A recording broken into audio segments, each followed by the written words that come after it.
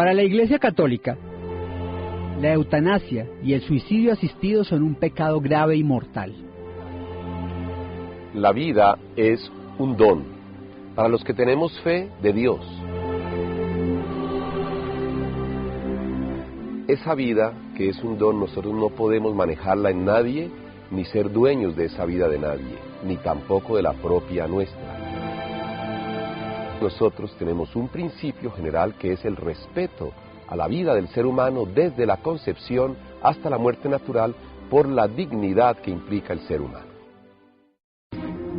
El procurador, que hoy busca la reelección de su cargo, dice, entre otras cosas, que la eutanasia es un delito.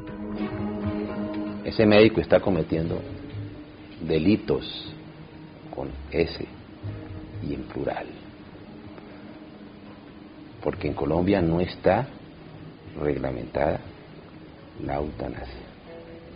Por más escenarios mediáticos que se le puedan promover, que nuestro ordenamiento jurídico es pro vida. ¿Quién es el dueño de la vida? ¿Quién define qué implica vivir o morir dignamente? ¿Pueden los estados, las religiones, obligar a un paciente a terminar a continuar padeciendo su enfermedad hasta que llegue la muerte? El debate sobre la muerte digna genera discusiones apasionadas que van de lo jurídico a lo ético, pasando por el ámbito religioso. La Constitución colombiana consagra la vida como un derecho fundamental, la piedra angular sobre la que se construye el Estado. La vida es, a la luz de la Constitución colombiana de 1991 y a la luz de los tratados internacionales sobre derechos humanos, el derecho básico, el más importante de todos los derechos. Por eso es inviolable. Significa que nuestro sistema jurídico no admite ninguna forma de privación de la vida de la persona. Por eso excluye de manera absoluta la pena de muerte, por ejemplo. Pero ¿qué pasa cuando un paciente como John Gerardo Quintero decide autónomamente renunciar a este derecho? El artículo 11 de la Constitución establece el derecho a la vida es inviolable, pero la consideración de la Corte es que la vida se establece no como un deber, sino como un derecho. Y por tanto, cuando yo tengo un derecho, tengo la opción de ejercitarlo o dejar de ejercitarlo. Si tengo derecho a la vida y opto por vivir, es legítimo, pero si opto por no vivir, es igualmente legítimo.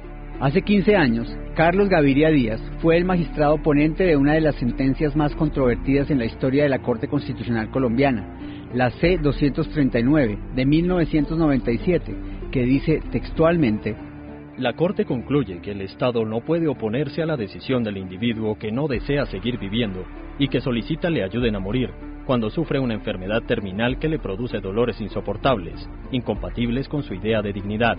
Puede proceder en consecuencia, en ejercicio de su libertad, sin que el Estado esté habilitado para oponerse a su designio, ni impedir, a través de la prohibición o de la sanción, que un tercero le ayude a hacer uso de su opción.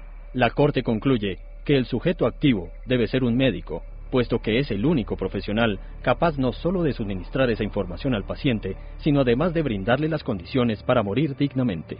Y llegamos a la conclusión de que si además se trataba de una persona que, como en la hipótesis del homicidio piadoso, estuviera sufriendo una enfermedad grave e incurable, que le estuviera reportando graves dolores y la persona se encontraba en uso de sus facultades y pedía, o sea, el homicidio no era solamente homicidio piadoso, sino homicidio consentido, le pedía a alguien que acelerara el proceso de muerte, no había lugar a sanción. Eso fue lo que hicimos. El debate al interior del organismo fue intenso. José Gregorio Hernández fue uno de los magistrados que votó en contra. Este tema tiene que tramitarse en el Congreso, de cara al país, ser muy discutido, ampliamente discutido, porque estamos hablando de la vida de la persona. Por eso yo creo que no le corresponde a una Corte Constitucional decidir sobre el tema, sino que es asunto del Congreso, del legislador, y que debe ser discutido ampliamente.